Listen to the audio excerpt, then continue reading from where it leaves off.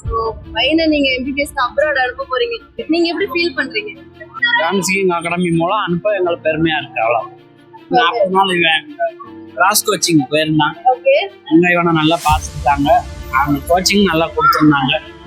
அதனால இப்ப அனுப்புறதுல எங்களுக்கு ஒரு திருப்தி.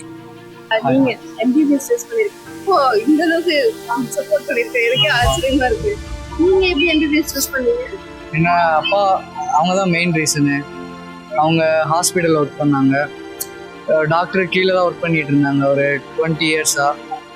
அதனால சரி நம்ம அடுத்த ஜென்ரேஷனுக்கு நம்ம அவங்க ஒரு ஹை பொசிஷன்ல வச்சு பார்க்கணும் அப்படின்ற ஒரு இது. நீங்க நல்லா பண்ணுங்க. உங்களுக்கு ஏதாவது எனக்கு இந்த ஃபீல்டு ரொம்ப பிடிக்கும் இல்ல சர்ஜன் எம்எஸ் பண்ணுவாங்க. Very good, all the best. Okay, and டிமோர் Leste கண்டிப்பா ஏதாவது சர்ச் பண்ணிருப்பீங்கன்னு நினைக்கிறேன். டிமோர் லெஸ்டே அந்த கண்ட்ரி ஃபர்ஸ்ட் பார்த்தோம், அதுக்கப்புறம் மேம் சொன்னாங்க, நித்யா மேம் சொன்னதுக்கப்புறம் எனக்கு அவங்க சொல்லும்போது ஃபர்ஸ்ட் எம்பிபிஎஸ் டிகிரி அப்ராட்ல எம்பிபிஎஸ் டிகிரி அது வந்து இவங்க தான் நல்லா ஆஃபர் பண்றாங்க.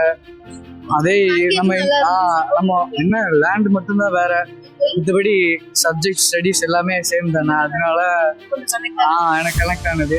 சரி எங்க படிச்சா என்ன, அங்க படிச்சோன்னா இன்னும் கொஞ்சம் நம்ம இங்கிலீஷ் நாலேஜ் கிடைக்கும், நியூ எக்ஸ்பீரியன்ஸா இருக்கும், நிறைய பேரை நம்ம பார்க்கலாம். அந்த ஒரு இதுலதான் சரி அப்பாக்கு தைரியம் நினைக்கிறேன். அப்ப நீங்க எக்ஸைட்டடா இருக்கீங்க, கொஞ்சம் கூட நர்வஸ் இல்லையா? நர்வஸ் இருக்கு, பட் இருந்தாலும் நம்ம ஃபியூச்சர் பார்க்கணும்ல. Very good, all the best, bright future. Sir நீங்க சப்போர்ட் பண்ணதுக்கு தேங்க்யூ சார்.